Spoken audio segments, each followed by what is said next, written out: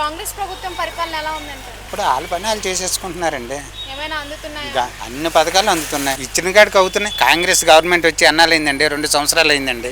2 సంవత్సరాల్లో మొత్తం పథకాలన్నీ ఒకసారి ఇచ్చేయాలంటే ఎవరు కదా. అక్కడ కోట్లు కోల్ది డబ్బు ముద్రించేస్తే అయిపోదు కదండి. మన ఆదాయాన్ని బట్టి అక్కడ ఉంటుంది, దాన్ని బట్టి వాళ్ళు అలా సరిపెట్టుకుంటూ వచ్చిన ఆదాయాన్ని చేసుకుని వాళ్ళు పరిపాలిస్తారు. కాకపోతే కొద్ది టైం పడుతుంది, ప్రతి ఒక్కరు ఇస్తారు.